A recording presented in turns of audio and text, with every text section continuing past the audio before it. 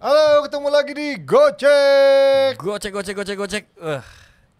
Yang ke Udah. Gocek juga banyak tapi Banyak ya lagi. di awal musim ini pembuka banyak yang ngejagoin City tapi ternyata Arsenal bisa dapat piring cantik luar biasa.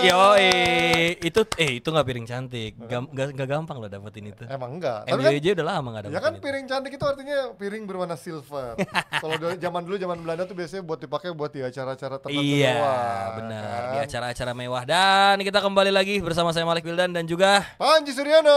di jelang liga yang udah akan bergulir hari Sabtu besok ya. Yoi, weekend ini. Hari Sabtu besok kita akan menyaksikan lagi tim-tim kesayangan dan betul tadi yang Panji katakan Arsenal akhirnya mendapatkan Yes. itu bahasa kerennya silverware. Silverware. Silver Enggak, silver plate. Piring silver dong, Oh iya bener. ya kan? Silver plate pertama mereka di musim ini dan lu tahu gak sih Arsenal tuh paling sering dapat Community Shield. Oh iya, Tapi iya. di akhir musimnya ya gitu lagi. Nah, ya kan karena kan udah 3 tahun terakhir juga City nggak pernah juara Community Shield, tapi 2 tahun terakhir juara juga kan. Cuma City di tahun 2018 yang dia juara Community Shield, Ya. juara Liga juga. Nah tapi menurut lu nih, kan gue nonton juga tuh konten lu yang Yoi. sebelumnya pernah ngebahas Community Shield. Ya. Setelah kita lihat Arsenal kemarin, gua tanpa mendiskreditkan beberapa pemain ya, Ya. semangat juangnya Arsenal tuh patut diapresiasi dan gue suka banget sih. Bukan mainnya ya, Ya. semangat juangnya doang. Ya itulah mungkin faktor darah muda. Makanya kan tahun lalu mereka membanggakan banyak yang bilang average dia terlalu muda, Ya. masih satu tim yang paling muda. Makanya dari sisi pengalaman, dari sisi experience, dari sisi mentalitasnya masih kurang. Tapi dari sisi tenaga, semangat juang sejauh ini Arteta udah menunjukkan dia bisa menunjukkan mentalitas itu dari semangat juangnya, pace-nya selalu nggak pernah kendor walaupun mungkin suka ada salah-salah pergantian pemain atau salah penempatan pemain gitu. Tapi dari sisi intensitasnya permainan, Intensitas. energinya mereka kelihatan nih Arsenal ya itu memang benar-benar pengen menang. Beda kan sama tim-tim lain yang kita bela juga dan Iya, juga ada itu tim dia. biru yang bayar 600 juta tapi mainnya kayak Dan ogah-ogahan lu tahu gitu nggak kan. akhirnya pemain-pemainnya cedera mampus. Ya, satu pemain yang Mampus, lagi pemainnya jadi andalan kemungkinan ya si Pemainnya Nkunku cedera, ya. iya pemainnya cedera. Nah itu tuh, buat orang-orang yang Prabusib adalah segala mampus anda. Pemainnya cedera kan akhirnya kan. Betul. Liga udah mau jalan, Nkunku Prabusib. cedera, Nicholas Jackson masih belum fit Ya. kabarnya, belum fit. Betul. Dan ini kan kalau tahun lalu gue sempat berapa kali ketemu fans Arsenal, mereka pada itulah nggak ada ekspektasi tinggi, no expectation. Mereka santai-santai aja. Ada yang bilang enjoy the moment, ada yang bilang belum lah, si Arsenal masih belum gitu kan, masih kayak takut ngejinx juga walaupun mereka berada di 30 pekan lebih di top of the tables gitu kan. Tapi nanti kita bakal nanya-nanya sama pejabat pentingnya Iya. dari komunitas Arsenal atau Arsenal Indonesia Supporters, langsung nanti kita akan ngobrol Ais. sampai kita panggil 5 menit lagi sambil kita ngobrolin. Tapi kalau gua melihatnya kemarin ya, Gimana tuh? tahun lalu memang itu faktor mereka kurang striker karena Gapsus cedera dan ketika dia masuk pun nggak langsung gacor. Nketiah somehow beberapa pertandingan bisa surprisingly bisa ngasih gol tapi not good enough karena dia hanyalah striker Inggris yang levelnya masih Iya. mediocre gitu ya. Kemudian kemarin Ya Welbeck KW dia, udah Welbeck KW lagi. dan kemarin gue melihat banyak banget pemain-pemain yang terlalu sulit diganti ya, kayak misalkan kayak Trossard gitu udah dibeli di bulan Januari kok nggak dikasih banyak kesempatan untuk bermain walaupun ya dia berapa kali masuk tapi nggak reguler jadi starting line up ya. Makanya. Padahal kayak Martinelli kan berapa kali jelek juga masih dipakai juga gitu kan. Atau kalau misalkan dicoba Trossard berapa kali jadi false nine-nya padahal dia sempat nyetak gol juga jadi false nine jadi nomor 10 nomor 9 bayangannya tapi nggak reguler dicoba di menit bermain yang konsisten gitu kan. Akhirnya tahun ini pun juga problematikanya mungkin mirip gitu ketika Gapsus nanti belum begitu worse, kemarin Havertz juga nyanyain peluang juga. Ya emang Havertz tuh menurut gua ini pemain unik ya, dia punya sense of insting untuk berada di tempat yang tepat gitu ya, kayak Inzaghi tempat yang tepat. Tapi sayangnya killer instingnya nggak kayak Inzaghi gitu. Penciuman sense of ball-nya tuh kayaknya bagus, tapi begitu nyampe finishingnya dia butuh 5-6 peluang baru tercipta 1 gol gitu. Dan kemarin terbukti bahwa Arsenal butuh striker. Tapi dari sisi luarnya di luar striker menurut gua gelandangnya mereka sudah oke. Dengan mempertahankan Partey menurut gua tepat karena ketika dia udah punya Rice, udah punya Odegaard, terus udah punya si siapa ada Siapa tuh namanya? Aduh siapa lagi di gelandangnya gue lupa lagi sih. Odegaard, Partey, Rice, Emil Smith Rowe di cadangan. Emil Smith Rowe juga, Jorginho, Fabio Vieira kemarin yang golin terakhir. Nggak serta merta lu langsung ngebuang Partey kan. Tadi kan Partey udah mau dijual kemana pun itu, mau ke Arab, mau kemana. Padahal yang punya sisi defensif yang kuat di sini cuma Rice sama Partey setahu gua. Iya, itu. Jorginho bahkan sempat ngambek katanya isunya antara dia pengen minta cabut apa enggak melihat dia menjadi pemain yang paling diperhitungkan terakhir ya mungkin untuk main di antara gelandang-gelandang lainnya. Tapi gue ngeliat juga pemain Timber ini menjadi pembelian yang salah satu mengejutkan ya. Karena Timber bisa main di kiri, kemarin dicoba juga di kanan pun juga mungkin pastinya lebih bagus. Jadi back tengah pun bisa, dan jadi back sayap atau back yang inverted menjadi gelandang bertahan pun gue rasa dia juga cukup terlibat aktif sih kalau gue ngelihatnya. Timber tuh memang nama adalah doa, sesuai namanya Timber kayak nasi timbel kan.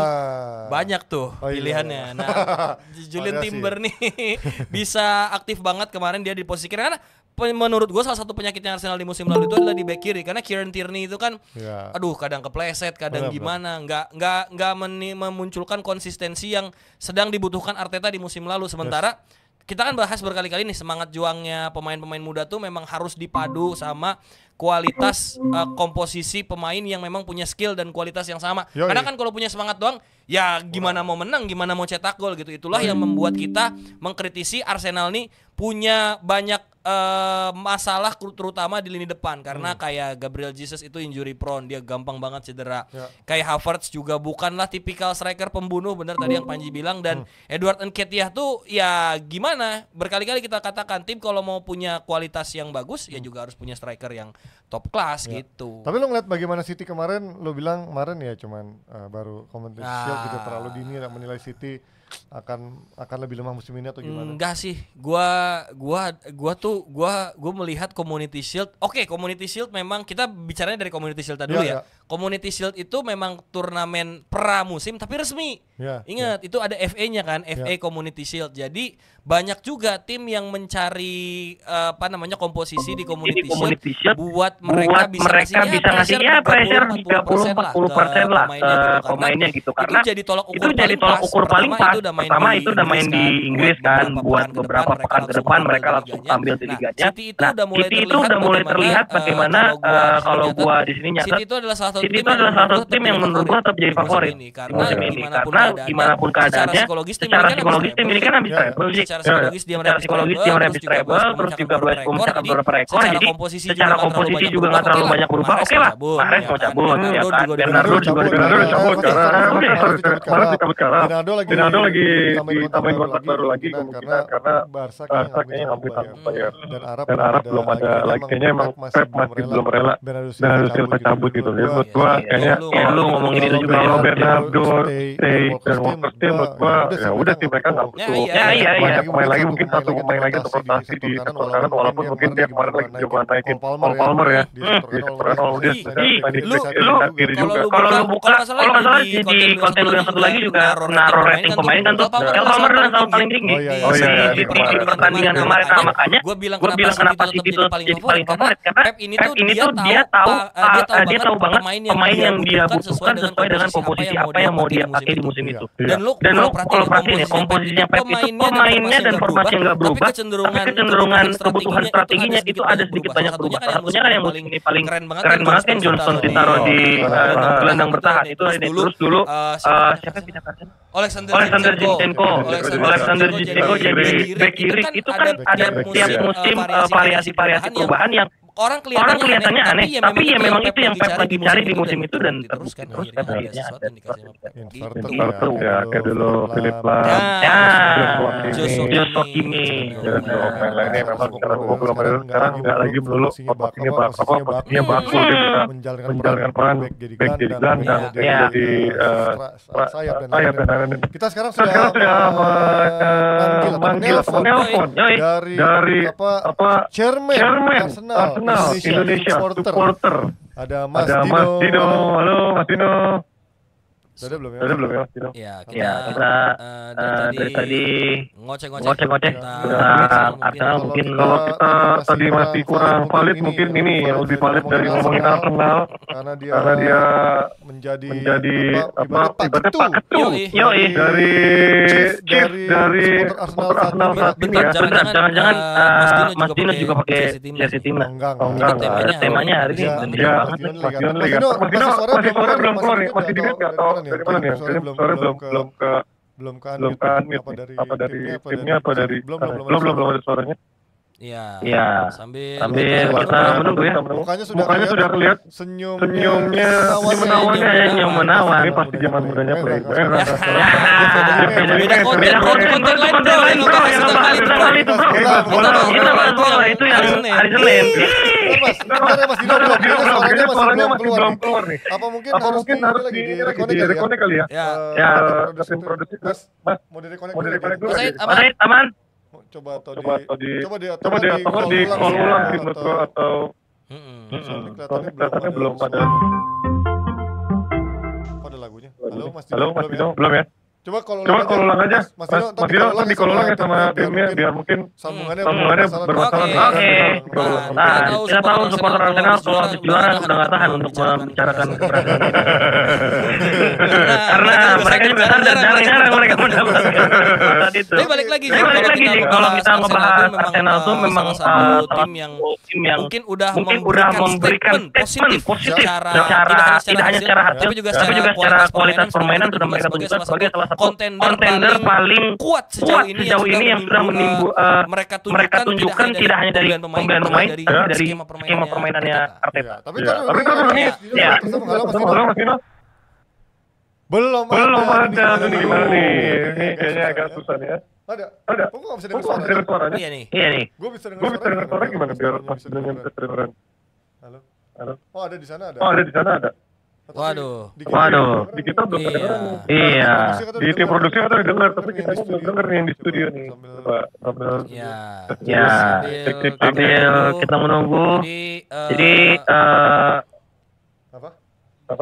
Coba Mas Dino tes. Lagi ngomong dia. Tapi belum muncul di kita suaranya.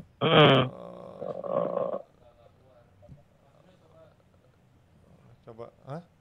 Makanya nih. Ya, masih belum ada suaranya. Kenapa ya? Mungkin Oke, ini coba pakai handphone. Ini baru. It's all.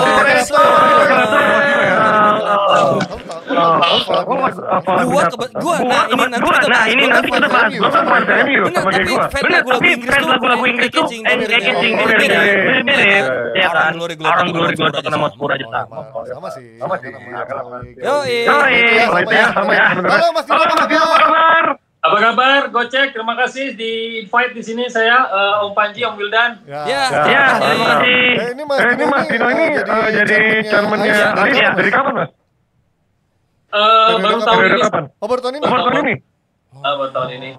Gue taunya dulu chairman AS baru yang era Windra doang zaman pemilihan dulu. Iya. Windra. Tapi masih support juga Windra. Oh ya, support dari benar banyak juga. Tapi ini Mas Kevin juga lagi di kantor ya. Gila menyempatkan waktunya buat kita ya. Kantor ini masih di office. Terima kasih Mas. Waktunya kita lama-lama kok ya. Oke. Kalau lama-lama diminta bayar. Mas Dino nih kita ngomongin bagaimana tadi kita udah intro bagaimana Arsenal bisa mendapatkan kompetisi atau kalau saya bilang piring cantik ya, piring silver cantik. Mau ada yang bilang ini penting, ada yang bilang nggak penting, tapi yang jelas buat Arteta ini penting karena untuk pertama kali dia bisa mengalahkan Pep Guardiola. Betul. Dan ini menjadi mission statement bahwa Arsenal sekarang benar-benar the real contender buat City tahun lalu. Kalau tahun lalu, buat tahun ini. Kalau tahun lalu Mas Dino optimis nggak atau seberapa besar berharap Arsenal tahun lalu juara? Tahun lalu itu di PHP sih kita. Oh ya, tapi sempat ngarep kan. Soalnya banyak yang gua tanya fans Arsenal bilang enggak lah tahun ini kita belum bro, gitu-gitu. Arsenal kita mimpin 248 hari buat catat. Ya 34 minggu ya masalah. Kita tuh udah mikirin selebrasi berartinya apa nih ntar? Iya lagi, teman sejawat kita Jerry juga waktu itu sempat mikirin men. Dia. Enggak, tapi Jerry pun masih kayak nggak mau ngejinx gitu. Dia kayak masih enggak lah. Di Twitter. Dia takut ketika nanti ini PHP sakit hati semuanya gitu kan. PHP berat itu PHP berat. Nah, tapi ya gitu, mental itu udah biasa, udah banting, udah dibejek-bejek. Udah 20 tahun lah ya, dari 2004 kan udah terbentuk gitu ya mentalitasnya. Ekspektasinya, makanya kalau jadi fans Arsenal tuh nggak bisa ekspektasinya tinggi-tinggi bro. Jadi lu main cantik, menang tuh bonus gitu. Gitu. Oke, benar sih. Nah tapi kan dengan tahun lalu kalau ditanya ya gimana, sorry Mas Dino, sinyalnya agak sedikit patah-patah delay ini ya. Sebenarnya ada ya, kalau ditanya delay ya. Agak delay ya. Ya kalau ditanya penting nggak penting, halo. Halo, ya lanjut.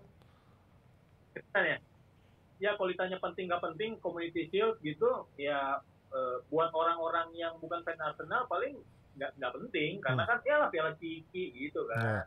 Mas, tapi tahu kan yang bikin sebutan Piala Ciki itu siapa, tahu kan? Tahu kan. Fans Arsenal sendiri kan yang bikin Piala Ciki, tahu kan siapa?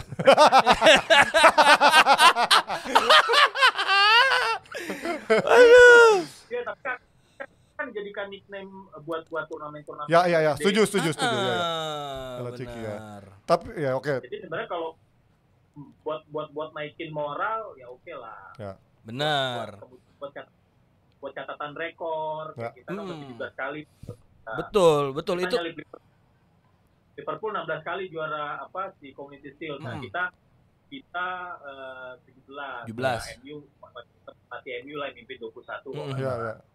Itu catatan rekor, termasuk rekor kita ngelawan City nih. Rekor kita sama City jelek. Ya, betul. Kalah terus.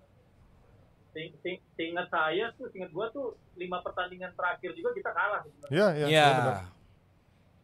Jadi untuk rekor oke lah. Kan? Dan termasuk untuk balas dendam musim lalu yang di salah satu pertandingan pentingnya Arsenal justru malah dibantai habis ya. Itu kan salah satu pertandingan dibantai 4-1 gitu loh. Ini kan jadi salah satu, apalagi bisa golin di menit berapa, 99 tambah 1 berapa tuh? Hampir menit 100 ya. Banyak lah. Hampir menit 100 bisa golin meskipun deflection. Tapi tadi gue udah sempat bahas juga sama Panji. Itu 5 pemain yang cenderung menyerangnya Arsenal itu sama sekali gak berhenti lari sampai menit 100 itu, Mas. Itu dari lu sendiri ngelihatnya gimana? Optimis gak buat ngadepin musim besok nih yang bakal, apalagi Arsenal lawan Nottingham ya? Nottingham Forest. Pertandingan pembuka ya? Iya. Sebenarnya kalau kita belajar dari tahun kemarin juga, optimisnya itu masih ke bawah sih sebenarnya. Euforianya masih ke bawah. Soalnya kan mantap. Main bagus gitu, kompak. Squadnya juga lumayan dalam sih. Sampai si Saliba cedera tuh. Cedera udah. Langsung kendor semuanya ya. Beberapa pertandingan seri-seri semua ya. Iya, seri kalah. Sama Nottingham Forest kalau nggak salah tuh yang bikin kita benar-benar langsung. Ya, makanya ini kan besok pertandingan pembuka, apalagi lawannya Nottingham Forest meskipun bermain di Emirates Stadium. Tapi kalau dari lini serang sendiri, tadi kan kita sempat bahas ada beberapa nama yang kita mention. Kayak Havertz bahkan di laga pertandingan lawan City itu cukup sering ya buang-buang peluang. Aduh. 2 peluang on target itu dari Havertz dua-duanya. Dari Havertz. Sisanya nggak ada peluang lain. Benar, gitu, itu clear goal chance itu harusnya bisa Havertz konversikan jadi gol. Terus tapi kalau dari Havertz menurut lu gimana pembelian Havertz so far, lo optimis gak Bang Dino?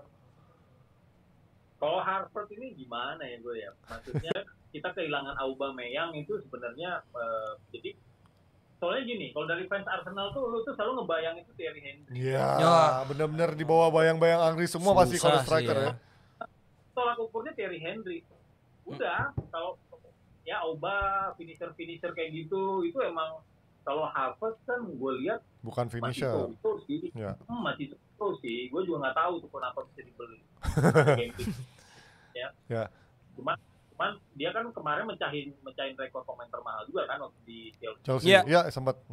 Benar. Cuman si nggak gimana juga sih, penampilannya nggak impresif gimana juga. Maksudnya cuma 32 gol juga dia selama di Chelsea. Iya. Ya, emang. Ya di Chelsea emang dia lagi-lagi bukan striker juga sebenarnya. Tapi emang nih pemain sebenarnya tadi gue sempat bahas Mas Dino, dia pemain yang sebenarnya punya sense of instinct untuk penempatan posisi yang tepat untuk ada di kotak penalti, tapi sayang konversi untuk mencetak golnya itu yang agak berantakan gitu kan. Ya tapi menurut gua Havertz oke lah buat jadi rotasi di lini tengah gelandang serangnya, tapi not as a striker atau bahkan false nine. Tapi kalau buat kayak orang yang ada di gelandang serang barengan sama Odegaard, menurut gua oke dari sisi itunya. Tapi kalau dari Declan Rice jauh ini, menurut lo gimana Mas Dino? Karena menurut gua Rice kayak masih kebingungan mendapatkan nyetel sama performanya gitu di Arsenal. Di role-nya dia. Sebenarnya kalau pemain-pemain baru nih kalau kita kasih nilai juga atau rating terlalu cepat juga sih. Iya, benar. Baru pramusim. Baru kan, 1 pertandingan. Betul. Kemudian juga baru beberapa pertandingan. Memang momennya mereka untuk show up itu, untuk showing skill-nya mereka itu waktu kemarin Community Shield. Ya, tapi betul. memang pasti berdampak di, gue ngeliat dia recovery-nya sih, lepas bola terus dia ngejar lagi, cakep sih. Jadi memang bakal dampaknya bakal banyak sih Rice. Apalagi ngeliat dia kemarin bawa West Ham kan, sampai klub. Kayaknya juga oke sih. Tinggal pelapisnya aja nih kalau kita nanti mau bicara UCL nih. Iya, udah lama banget ya Arsenal itu terakhir kali main di UCL kayaknya Bukayo Saka masih pakai kartu London Pintar, masih pakai kartu London Pintar. Masih sekolah kan? Iya, Arsenal main di Liga Champions, Bukayo Saka pasti masih sekolah orang teman-temannya aja. Nah, tapi lanjutin yang tadi, Ji. Mas, masih kira-kira dari fans masih butuh striker nggak? Nketiah, aduh orang kayak gitu. Terus satu lagi siapa sih? Kalau Gabriel Jesus. Sama ini sih gue penasaran dari sudut pandang Mas Dino terkait Balogun. Menurut lo kenapa Balogun nggak pernah dapat kesempatan? Padahal Inter katanya mau nawar 40 juta lah. Gua what the hell 40 juta? Florian Balogan. Iya kan? Balotelli Gunners ya. Oh iya benar. Balogun itu dia kita nggak bisa ngukur di Liga Inggris ya, Liga paling. Kemarin kan dia di Liga Perancis lah ya. Lacazette aja menjadi salah satu top scorer Liga Perancis musim lalu ya. Bener. Ini Burak Yilmaz dulu jadi top scorer. Tapi kan si agresivitasnya Liga Inggris itu beda. Lu pegang bola, bubut gitu. Yes. Lu dapat bola sepersekian detik itu waduh langsung. Jadi memang kalau pemain luar tuh main ke Liga Inggris tuh kayaknya harus butuh waktu sih. Kayak Oliver Giroud dulu kita bawa kan dia kan di Liga dari Liga juga Montpellier. Itu kan untuk bisa nyetel lagi ke Liga Inggris tuh lumayan juga take time-nya gitu, nggak langsung bisa langsung nyetel sama Liga Inggris. Jadi apalagi kalau Nketiah itu ya mungkin levelnya Liga Inggris rada ngeri juga ya. Terus kalau harus terus dikasih jam terbang supaya dia siap, bakal banyak opportunity atau chance yang kebuang juga buat Arsenal. Jadi memang butuh, kalau tadi butuh Arsenal butuh striker, kayaknya butuh banget untuk finisher karena kayak juga bukan tipikal balik lagi kita kan tolak ukurnya itu paling nggak Aubameyang lah atau Thierry Henry udah jelas. Lah finisher kita tuh yang terakhir di era Van Persie udah nggak diinget, sana sakit hati. Van Persie, kok nggak disebut Mas? Van Persie ada loh. Berkhianat soalnya kayaknya. Ada loh, striker Van Persie. Yang bikin akhirnya juaranya harus dapat standing apa? Ini. Yang Guard of Honor. Guard of Honor dari Arsenal. Aduh. Ya kalau Van Persie ya udahlah ya. Tapi gue suka nih ngobrol sama Mas Dino nih. Tipikal kelihatannya fans fanatik tapi bukan yang baperan nih kelihatan karena tadi gua ngomongin Van Persie mukanya nggak berubah. Jadi tandanya emang orang yang cukup realistis dan orangnya emang bisa diajakin bercanda bola tanpa pakai perasaan. Tapi kalau ngomongin striker, Mas, ini dari pasar kan nggak banyak. Kalau dari seorang fans Arsenal yang membuat kata-kata trofi Ciki kan dia berharapnya seorang Vlahovic kan. Lu setuju nggak Vlahovic cocok untuk Arsenal? Ibrahimovic. Dusan Vlahovic. Sorry, putus. Vlahovicnya Juventus. Oh, oke. Gak, susah juga ya. Kalau belum pernah main di Inggris ya, gue jadi rada gambling sih kalau apalagi mahal gitu ya. Kita kan kalau main di Liga Italia juga kan beda ya. Gue kadang nonton Liga Italia, sorry nih teman-teman yang fan Serie A ya. Nggak apa-apa, gue usah minta maaf. Emang Italia lambat. Emang ngakuin kok. Ngebosenin. Fansnya juga ngakuin. Kualitasnya kurang gitu ya. Gue kan ke Inggris, gue masih kecil juga nonton AC Milan gitu. Setuju, 90-an ya, 90-an. Van Basten, gue sih nonton Van Basten gitu, Ruud Gullit, jadi gue nonton Liga Inggris juga sih. Bentar, kalau dia ngomong nonton Van Basten, Ruud Gullit berarti umurnya Mas Dino 40-an ke atas bener pasti. Ini. Kan bener 40-an ke atas pasti kalau Van Basten. Thank you for remind me.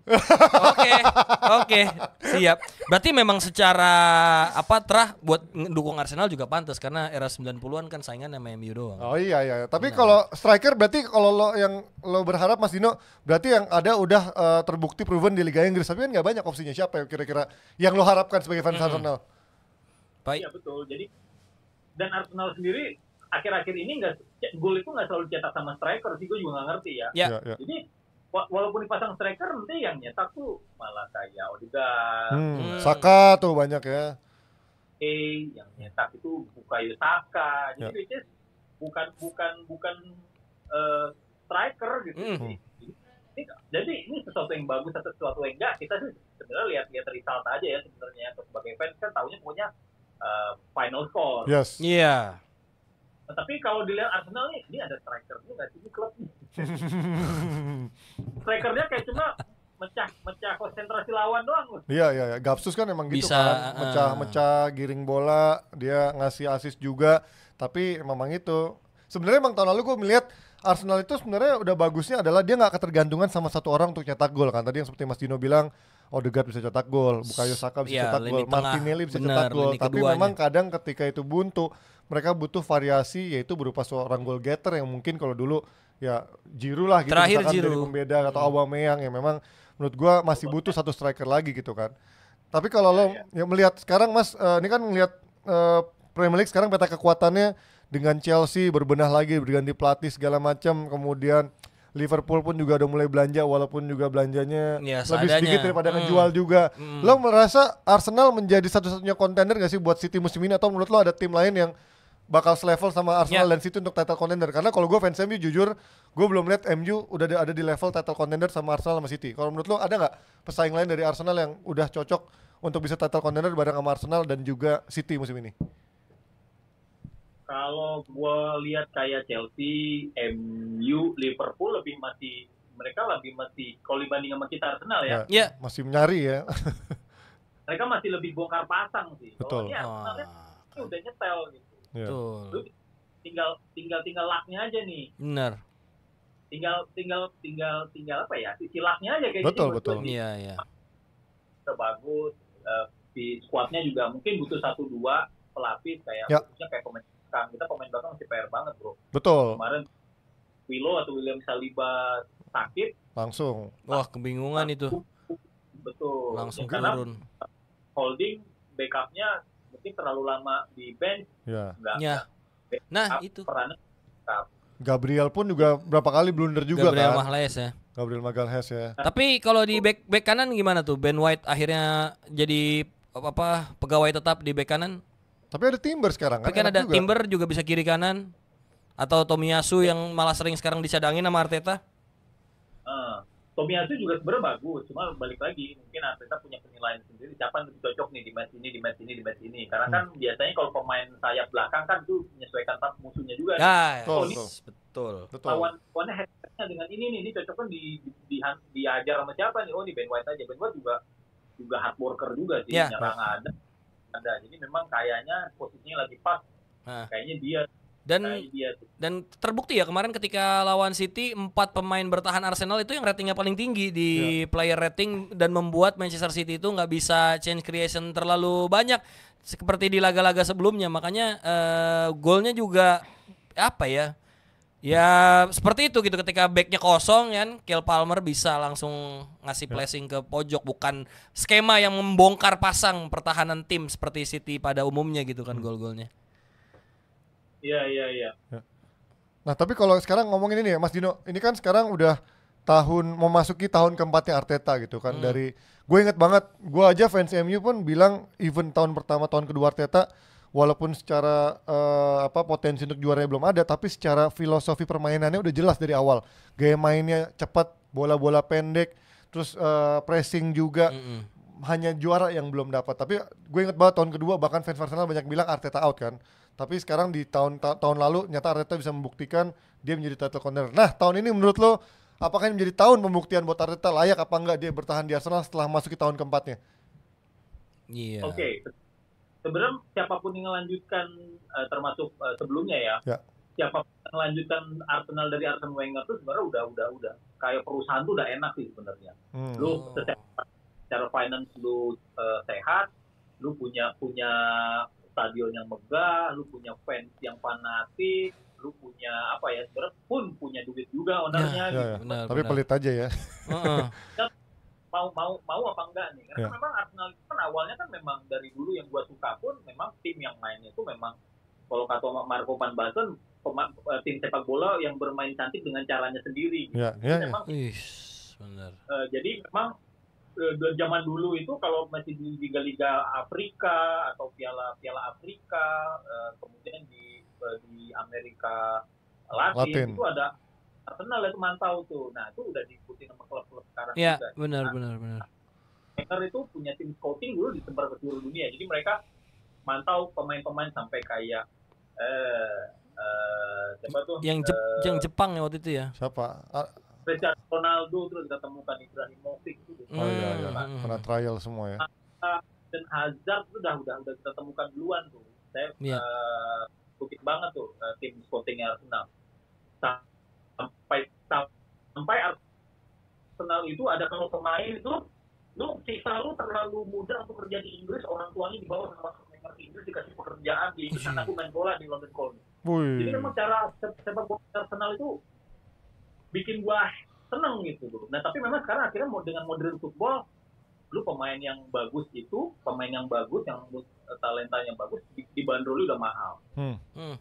Jadi udah nggak bisa lagi kayak Grimandi, tim scouting Arsenal ke Barca Academy mau bawa 3 orang tuh dulu Messi, Fabregas sama si Pique. Itu 3 itu udah didekatin sama Arsenal. Dapatnya cuma Fabregas doang. Pique ke MU ya. Pique ke United. Kalau Messi berutang budi soalnya nggak mungkin dicabut kemana-mana. Ya, akhirnya gitu. Nah akhirnya dengan modern football sepertinya memang Arsenal akan berubah sedikit sih gaya bermain sepak bolanya. Akhirnya ke bawah juga nih. Karena memang tim-tim yang lain kan udah emang cara main sepak bolanya begitu, gajinya gede. Gitu. Gede. Gue ingat kok cara Van Persie di hijack ke MU. Waduh. Akhirnya keluar unek-uneknya. Oke, jadi waktu di-approach sama Ferguson, Van Persie cuma ngomong begini, saya main asal gaji saya setara dengan Wayne Rooney. Saat itu Wayne Rooney 4,5 miliar per minggu. Betul. Sedangkan gajinya di Arsenal waktu itu udah paling tinggi dalam sejarah Arsenal, 1,2 miliar per minggu. Iya. Cabut ya. Cabut. Van Persie langsung angkat koper 4,5 miliar per minggu. Udah. Oke, kita sampai situ aja Van Persie ya. Seru tapi emang ini ya. Iya, menarik sih. Dan tadi gue setuju juga jadi apa point of view baru juga yang dibilang sama Mas Dino bahwa pelatih-pelatih yang datang post Wenger itu memang dia tinggal menikmati apa yang sudah dibuat oleh Wenger. Karena waktu itu ada wawancara juga ya Arsene Wenger ketika Declan Rice dibeli, apakah Declan Rice kemahalan Pak Wenger dengan harga segitu. Ya kayak saya kalau dikasih duit di masa saya juga akan beli pemain itu gitu. Berarti memang terbukti ketika di zamannya Wenger, Arsenal miskin. Makanya Van Persie pergi, dia juga butuh dapurnya ini. Bedanya dengan MU itu Arsenal. Jadi kalau MU kan pemain udah bagus, nih misalnya Wayne Rooney dulu pernah dideketin sama Real Madrid. Akhirnya kan dia renego lagi sama gaji. Pak, saya digaji di Madrid kasih segini nih. Kalau buat gue stay kalau Wayne Rooney. Jadi bedanya sama Arsenal begitu. Begitu Van Persie ditawar, Samir Nasri ditawar, Emmanuel Adebayor ditawar, Alexander Hleb ditawar, ya udah. Kita nggak bisa ngasih gaji itu udah keluar dari kerangka gaji kita. Cabut habis buat penggantinya pemain junior lagi. Tapi dengan pemain-pemain yang seperti itu, gue juga sebagai fans Arsenal bangga. Nanti pemain dari antah berantah, kadang dari akademi diambil. Emmanuel Ebowe, Bakary Saknya, dan champion gitu. Walaupun juara juga karena secara mentali ya mereka kalah pemain Madrid, pemain Barca, karena ya bagaimana pemain-pemain akademi lu berhadapan sama Zinedine Zidane, sama David Beckham ya. Ya. Berarti kalau ketemu Bayern Munchen di Liga Champions lagi udah pede ya sekarang ya Arsenal. Dulu kan emang itunya antitesisnya Bayern Munchen selalu ya dibantainya 5-0 sehebat-hebat berapa apapun tuh. Arsenal ya 4-0 udah di tangan Munchen gitu. Tapi sekarang Bayern Munchen lagi sakit-sakitan Nah, itu bro. dia. Bayern Munchen lagi jelek, pasti Arsenal lagi optimis sekarang nih. Kenapa Mas? Ya kan FC Hollywood di Bayern Munchen. Iya, jadi pemain bintang rata-rata kok pemain timnas Jerman kan. Tapi oke lah, Arsenal kan juga sekarang udah lebih pede gitu. Kalau menurut gua sih secara confident mereka udah di level yang di atas di sebelum-sebelumnya. Betul lah.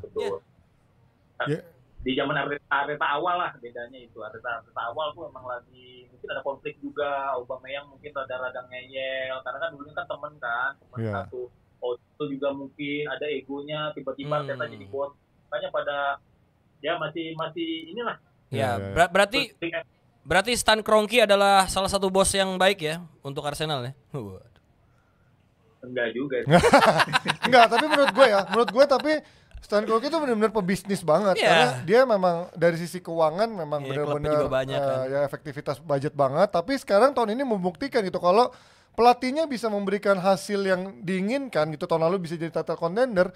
Toh akhirnya Arteta bisa mengconvince bersama Edu beli Rice 100 juta, beli Havertz, beli si Timber gitu. Menurut gue ya mungkin pemilik Arsenal tuh pengen dulu nih hasilnya oke apa enggak nih untuk gue bisa invest lebih lanjut. Kalau kayak kemarin kan Emery beli pemain yang sempat aneh-aneh juga, pada akhirnya kena pecat juga. Secara progres itu nggak kelihatan naik terus. Nah, Arteta menurut gue dari tahun pertamanya sampai sekarang tahun memasuki tahun keempat ya menurut gue progresnya grafiknya naik terus. Dan menurut gue tahun inilah menurut gue harusnya dia bisa dapetin piala minimal Premier League atau Liga Champions. Tapi kalau lo boleh milih Mas, lo akan lebih fokus lagi di Premier League atau lo akan juga mulai mengincar Liga Champions seperti tim besar seharusnya?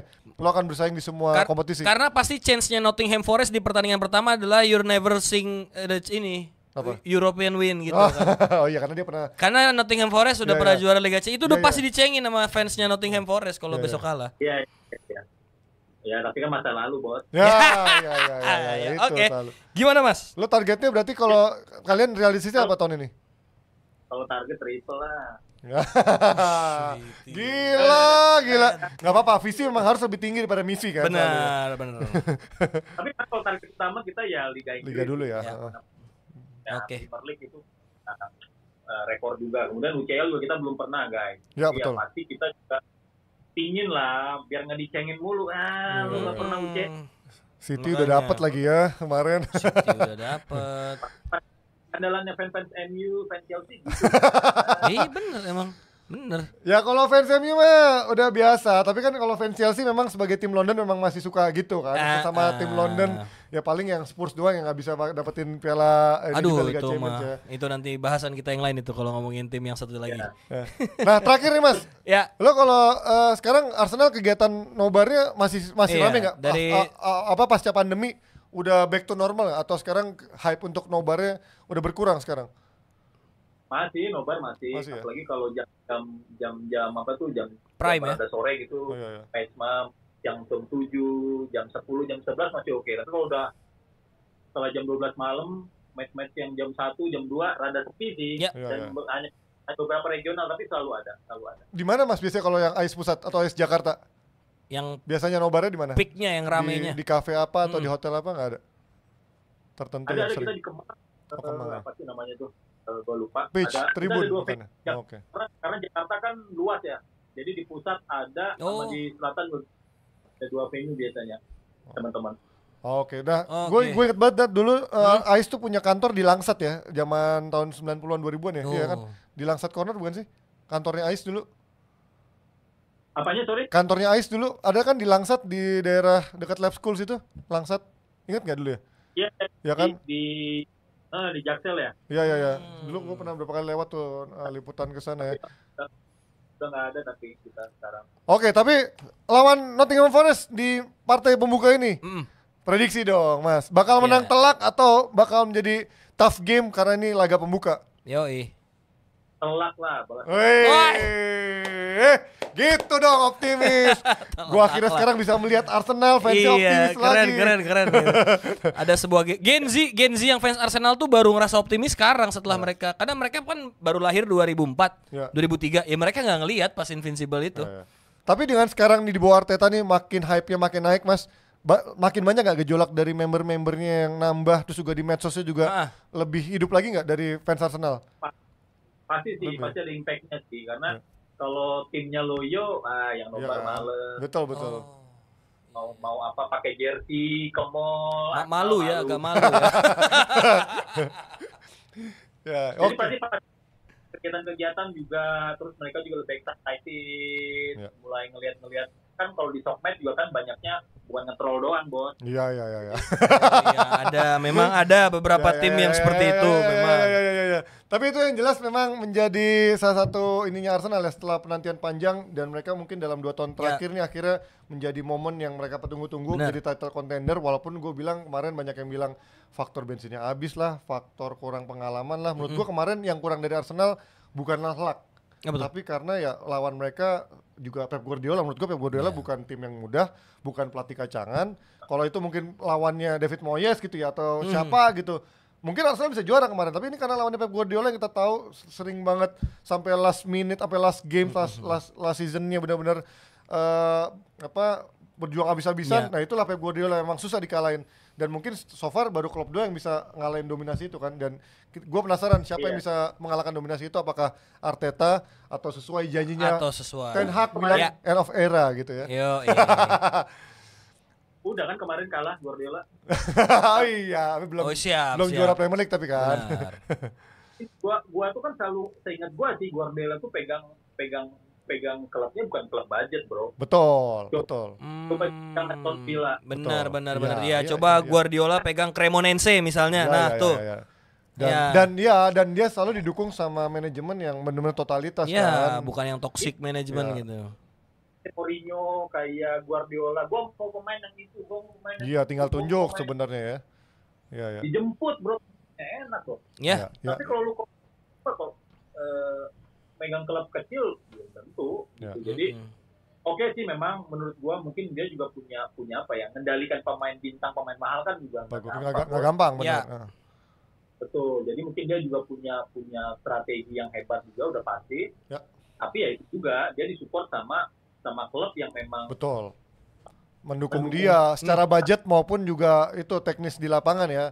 Jadi emang kayak perkawinan yang serasi selalu ya antara Guardiola dengan klubnya gitu. Jadi sesuai dengan kemauan strateginya dia, gue mauin pemainnya cocoknya yang ini ya gitu. Berarti optimis ya tahun ini akan bisa menjadi juara, Mas Dino, Arsenal Premier League? Ya, insya Allah, amin. Itu dia, thank you buat Mas Dino sudah menyempatkan waktunya sama kita cukup lama nih, 20 menit. Ya, thank you. Terima kasih. Menyempatkan waktunya. Sukses selalu buat Ais.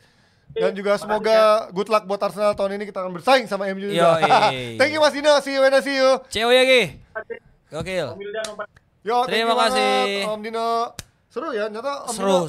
Salah satu. Ini gue salah satu ketua dari fans club atau presiden dari fans club yang menurut gue cukup talkative dan cukup update gitu. Banyak yang gue juga pernah temuin yang kayak ketuanya tuh kayak nggak terlalu talkative gitu, jawabnya agak pendek-pendek. Dan menurut gue ini Om Dino, dan nggak baperan pula, bisa diajakin bercanda-bercanda banter-banter dikit mungkin, gitu ya. Ketua-ketua komunitas kalau yang nggak terlalu aktif atau ngomongnya pendek ketika timnya lagi kalah biasanya.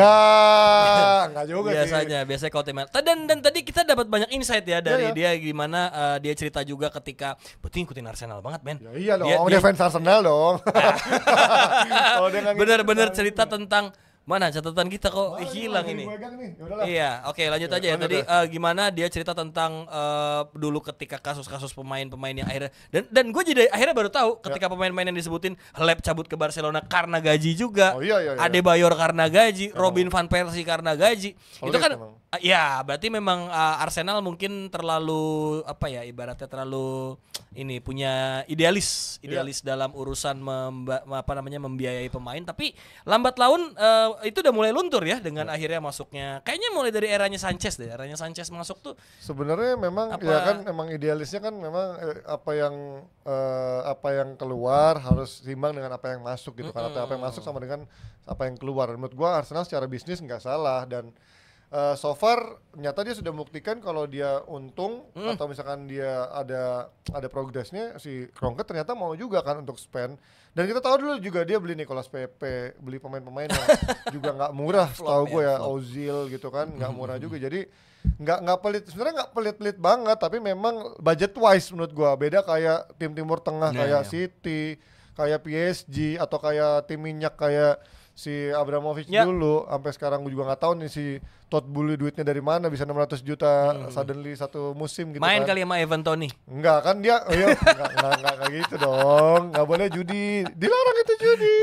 Dilarang ya. Karena kan katanya milik saham dia juga satu megang kerja sama juga sama Arab kan si Boehly itu. Jadi duitnya juga cukup kenceng. Dan ini Ji, ada satu kabar baru gue baru lihat di ESPN FC. Oh ya Mbappe ya. Gambar Mbappe dicabut dari Parc des Princes. Iya itu. Wah. Tadi gue bahas juga tuh kemarin di situ karena emang ini menjadi bentuk ultimatum yang benar-benar gertakan yang benar-benar udah nggak main-main gitu ya. Tapi tetap aja yang menang ya Mbappe gitu. Lo mau nyambut. Tapi kan katanya Enrique juga nggak masukin dia di skema beberapa pekan ke depan di Ligue 1. Ya kan emang diasingin ke tim B. Dia latihan sama tim B katanya. Di banish katanya. Dan ya itu makanya di banish dari tim utama ke tim B. Terus juga dihilangin dari shopnya situ. Bahkan di websitenya juga lo nyari nggak ada jersey Mbappe. Bahkan jersinya Messi masih ada katanya dijual. Tapi menurut gue ini hanya bentuk gertakan semata doang. Karena Mbappe udah menang, lo mau ngapain juga lo menang gitu. Karena dia mau lo banish dia ke tim B, dia dapat gaji setahun. Gue nggak yakin Deschamps akan membuang dia dari timnas Prancis tahun depan di Euro.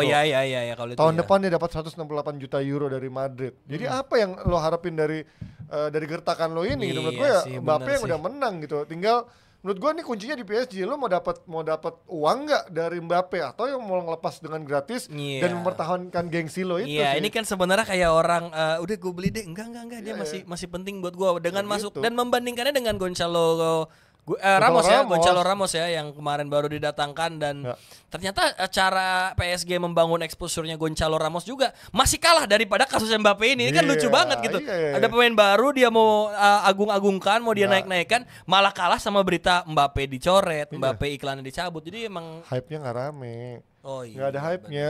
Daripada Gonçalo Ramos ke PSG lebih rame Maguire mau cabut tuh nggak?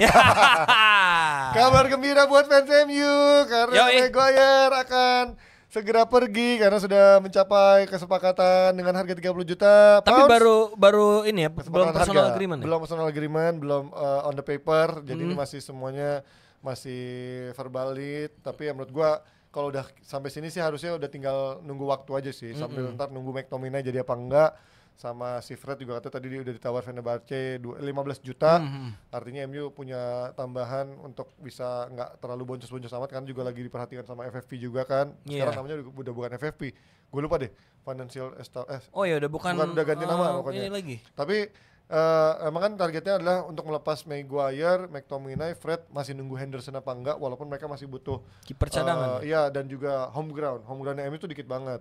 Dan isunya dia mau ngejar Amrabat untuk kelapis Casemiro dan juga gelandang bertahan double pivot. Dan terakhir ada antara pilihan atau Pavard, Todibo sama Tapsoba dari Leverkusen. Tapi kalau gue suruh milih, gue lebih prefer Pavard karena nih pemain gak banyak gaya, kalem-kalem aja, bisa main jadi bek kanan, bek tengah, dan udah jam terbangnya udah internasional, main di Bayern Munchen, main di timnas Prancis, juara dunia juga. Artinya ini MU kalau udah bisa jual pemain harusnya sedikit lega untuk bisa merampungkan transfernya di musim panas ini. Iya, meskipun secara bisnis ini MU bodong banget. Boncos transfer sih. Cuma 30 Maguire dan katanya paket ya? Enggak, ditolak. Sekarang kayaknya pisahan nih si Maguire dulu. Nah, McTominay ntar terpisah dibelinya. Tapi yang menarik adalah kabar soal Højlund ya. Ini gue juga bahas di YouTube gue yang satu lagi kalau dia katanya punya masalah di punggungnya, back pain. Nah, estimasi katanya paling parah bisa sampai 6 minggu, tapi bisa lebih cepat juga. Krokan kali, suruh Krokan kali. Mungkin atau Beckham. David Beckham. Kayak Benzema aja Beckham main mulu makanya. Ini kayaknya encok aja sih. Iya. Lu masih muda udah encok sih, gimana sih Højlund? Makanya nih tapi paling cepat katanya kemungkinan bisa awal September ya. Jadi kalau awal September sih menurut gua pekan ketiga, pekan keempat lah. Tapi menurut gua itu pun nggak menjadi jaminan karena ketika dia baru balik awal September dia harus mencapai match fitness dulu, main bertahap dari pemain pengganti berapa menit sampai jadi starter, dan itu belum ada jaminan dia bisa adaptasi sama permainan MU. Jadi menurut gue still long way to go. Mungkin kita baru bisa melihat Højlund bermain dengan reguler mungkin 3 bulan lagi, sambil menanti apakah dia bisa masuk apa enggak dengan cara mainnya Ten Hag sekarang. Ya itu apalagi makanya tantangan besarnya kan berarti ketika pemain muda kayak Højlund ini yang biasanya butuh match fit ya. Butuh match fit, butuh jam terbang, main di klub sebesar tekanannya MU. Sekarang kalau ngomongin MU harus ada sebesar tekanan karena belum juara-juara lagi. Lebih besar tekanan daripada prestasinya ya. Parah banget sih emang. Makanya itu yang membuat orang-orang juga jadi bertanya, apalagi Andre Onana nih sepanjang pramusim kebobolan mulu, main yang terakhir kebobolan dari garis tengah lagi. Tapi sebenarnya bukan Onananya yang salah ya, walaupun emang dia play high risk ya dengan cara mainnya. Memang back-backnya emang banyak yang goblok gitu. Banyak yang kurang. Dalot ngasih salah passing, Maguire blunder, siapa lagi waktu itu ada yang blunder juga. Jadi menurut gua back-backnya tuh ternyata ketika dapat Onana harus bisa. Itu Evans gak jadi lanjut? Belum, masih nunggu. Soalnya kayak pemain Tarkam udah gitu. Kemungkinan adalah kalau misalkan Maguire jadi cabut, gue ngira-ngira kayaknya Evans bakal mungkin di kontrak setahun lagi untuk sebagai home ground. Atau untuk piala-piala nggak penting ya. Dan untuk home ground menurut gue penting karena home ground tuh setahu gue di MU tahun lalu musim lalu cuma ada 7. Kalau Maguire McTominay cabut mungkin cuma 5 sekarang. Gue nggak tahu deh. Correct me if I'm wrong. Sekarang menurut gue dikit banget home ground yang dipunyain sama MU gitu. Nah, tapi kalau dari Chelsea juga menarik ya karena Caicedo dia nggak dapat dan kabarnya barter sama Lukaku dan kayak Brighton udah kapok deh ngasih pemainnya ke dia jadi sampah semua. Lagi pula gila sih Brighton nawarnya mintanya 100 juta. Terus juga barter antara Lukaku dengan Vlahovic juga katanya off karena anjir men, Lukaku kasihan banget men. Nggak usah kasihan, mampus. Ular. Gila. Fans Juventus bener-bener setelah pertandingan nolak banget. Kita udah punya 2 kiper, anjir itu lucu banget. Itu lucu banget. Itu kreatif. Itu banter yang sesungguhnya tuh. Itu kreatif banget. Iya. Itu menurut gua bagus sih banternya dibanding yang kayak kemarin Vlahovic yang ada ancaman jari. Iya itu mengerikan kan. Itu terlalu ofensif dan memang cenderung mengarah ke tindakan yang ya lu kalau beneran melakukan itu udah ada hukum yang bertanggung jawab atas itu gitu. Dan yang dilakukan sama Juventus top, kreatif banget. Tapi kalau kita bicara transfer Italia juga akhirnya Inter terjawab ya. Dapat Jan Sommer dari lagi. Tapi menurut gua masuknya Jan Sommer ini pembelian pintar sih dari Inter Milan. Berarti Inter masih punya duit tabungan banyak buat mereka ngabisin sampai akhir Agustus nanti. Tabungannya nggak banyak kan, dari Onana doang, itu pun juga setengahnya dipakai buat bayar. Lagi juga Inter siapa sih mau beli siapa lagi emang? Katanya kan masih nyari striker. Oh iya. Untuk gantiin Lukaku kan belum ada. Baru kemarin menurut gua Thuram pun juga masih kurang ya. Dan Lautaro tuh nggak bisa jadi goal getter sendiri, jadi kayaknya dia masih nyari striker sama penggantinya Skriniar. Skriniar tuh belum ada karena kemarin baru dapetin Jan Bisek tuh. Mungkin buat pelapis. Sementara kan Darmian bukan posisi asli, bukan back tengah. Masih ada De Vrij, Acerbi sama Bastoni. Udah, sisanya back tengahnya sama Jan Bisek itu. Kurang banget kalau untuk main 3 back untuk pelapisnya. Jadi memang masih butuh 2 sampai 3 pemain lagi, tapi menurut gua dengan ada Jan Sommer sekarang udah lebih tenang ya. Kita udah cukup aman. Dapat Audero juga katanya menyusul, yang katanya ini lucu nih. Audero juga pernah ngasih megang shawl Inter Merda, gue inget banget pas dia di Juventus ya? Iya, waktu dia masih di Juventus, kalau nggak salah ketemu sama fans dari mana gitu, dari Asia apa Indonesia ya. Dia megang shawl itu, disuruh megang shawlnya, terus juga pernah nge-tweet tentang Inter kenapa gitu, ngejelekin Inter, tapi sekarang lucu akhirnya dia menjadi pemain Inter malah gitu. Balik main ke Inter gitu. Tapi Emil Audero nih jadi salah satu kiper lapisnya Jan Sommer berarti besok ya? Ya, pelapis. Competitiveness nggak tuh menurut lu? Apa bakal kayak Arsenal ketika dia David Raya kita lupa bahas lagi tuh. Oh iya, tadi gue lupa bilang. Kita lupa ngomong lagi. Padahal itu lagi rame di Twitter, men. Menarik karena ternyata manuver ya si Raya itu ternyata loan ya, tahun ini loan dengan bayar 3 juta. Baru opsi pembelian permanen 27 juta dan juga dia perpanjang kontrak lagi nih katanya karena kontraknya habis tahun depan, tapi dia perpanjang dulu karena nggak ada jaminan tahun depan Arsenal bakal perpanjang dia. Dan lo tau nggak itu culture-nya Arsenal sejak beberapa musim terakhir dia masukin kiper yang punya competitiveness tinggi di kiper pertama sama kiper cadangan. Dan itu works terus men. Ketika akhirnya kiper cadangannya yang selalu overlap ke kiper utamanya. Ya itu kayak Chelsea juga kan, kemarin waktu sempat dia datengin Mendy setelah Kepa Awards sekarang dia juga sekarang pakai Kepa lagi tapi isunya Kepa juga mau dipinjemin ke Munchen atau kemana buat ganti Neuer. Itu skipper siapa? Dan dia kan udah dapat ini Sanchez. Robert Sanchez Brighton ya. Iya. Gaya-gayanya main mirip juga lah sama Raya. Jadi pemain cadangannya di timnas Spanyol juga barengan sama Unai Simon sama Raya juga kan jadi cadangannya juga. Benar. Nah, kita pindah sedikit soal La Liga nih. La Liga sedikit aja karena minggu ini juga mulai. Apa aja sih yang mulai minggu besok? Premier League, La Liga, sama Ligue 1 ya, 3 ya, biasa ya. Belum. Bundesliga belum, Serie A masih 2 minggu lagi. Lucu ya karena dia VAR aja baru make tuh 2019-2020 setelah pertentangan sama Tebas tapi belum mainin goal line teknologi. Padahal goal line teknologi menurut gue penting banget karena ini sering terjadi keributan nih bola udah lewat garis kotak garis. Dan itu perdebatan yang udah lewat 8 tahun yang lalu, men. Ya kan itu gue inget banget goal line teknologi kan Eagle Eye itu 2014 pertama kali di Premier League. Ya sama di Piala Dunia pertama kali aplikasikan. Dulu kan pakai wasit yang pinggir garis tuh. Yang sekarang dicontoh di Liga Indonesia anjir. Telat banget kita. Sekarang udah enggak ada kan? Udah enggak ada musim lalu doang. Kan? Makanya. Ya tapi La Liga menurut gua masih hanya sebatas La Liga persaingan dua tim sih. Gua belum lihat Atletico ada penggerakan yang signifikan yang bombastis untuk bisa bersaing sama Barca Madrid ya. Bahkan menurut gua Barca tahun ini nggak mungkin jadi pertahanin gelar juara karena tahun lalu aja gue bilang Madrid tahun lalu harusnya punya tim yang lebih kuat daripada Barca, punya mentalitas lebih bagus daripada Barca, tapi ternyata tahun lalu ada Benzema aja dia nggak bisa juara dengan selisih 10 poin lebih. Iya, dan ini memang anomali banget ya buat sepak bola Spanyol yang tiba-tiba mundur secara drastis banget ya, nggak cuma dari level timnas ternyata, dari level klub mereka dari segi mereka menjual entertainmentnya mereka sekarang setelah tanpa icon loh. Kita kan ngira ketika dulu kata-kata Ferguson kan klub lebih besar dari pemain, ternyata secara entertainment untuk El Clasico enggak kebukti sih. Secara komersil, secara sponsor, secara hype El Clasico aja dulu waktu masih ada dengan Ronaldo Messi-nya ya cuman itu doang. Iya, cuma segitu. La Liganya susah sampai La Liga mencoba merambah ke Asia, naruh perwakilan di Indonesia kan juga ada kan. Bahkan baru berganti masa dulu yang siapa tuh cowok sekarang jadi perwakilannya cewek. Iya, ada iklannya juga. Ya kan merangkul media-media juga, sekarang mengganti logo juga ya biar katanya lebih dekat dengan Gen Z. Itu Afif teman kita kan berangkat ke Valencia. Dari Bin ya. Makanya kayak Juve, City semuanya ganti logo tuh katanya biar logo baru ini lebih diterima atau lebih menarik perhatian para Gen Z. Dan sekarang La Liga pun ganti tulisan La Liga dengan font dari Microsoft Word ya. Iya, itu makanya menurut gua ini ada kemunduran yang cukup signifikan dari sepak bola Spanyol. Ternyata gua ngelihatnya itu tuh terjadi dari timnas mereka juga yang udah mulai nggak berprestasi dalam beberapa tahun. Juara Nations League oke lah, lawannya Kroasia gitu. Tapi kan di beberapa turnamen besar mereka mentok di fase grup bahkan. Piala Dunia aja terakhir 2022 mereka kalah sama Jepang.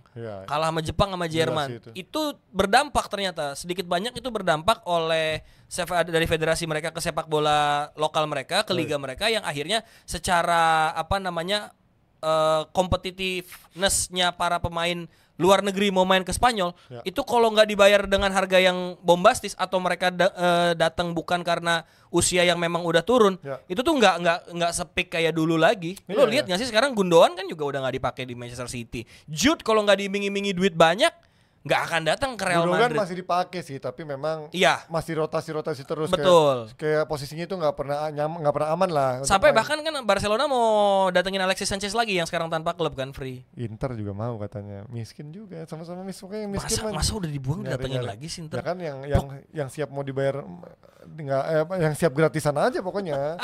Tapi yang menarik gue masih menunggu juga gimana nasibnya Joao Felix ya, karena ini pemain memang menurut gue overrated, overpriced, masih baru jago semusim 2 musim bahkan semusim yang benar-benar paling menjulangnya dibeli dengan harga 120 juta ke tim yang mainnya bertahan counter attack. Menurut gue nggak cocok banget dan sekarang sempet di timnas juga nggak begitu bersinar. nomor punggungnya dicabut lagi, dikasih ke Griezmann yang udah balik dari Barcelona. Terus kemarin ke Chelsea juga nggak worth juga, nggak ada yang mau bayarin dia, bayar gaji terlalu mahal. Menurut gue nih anak problematik banget sih.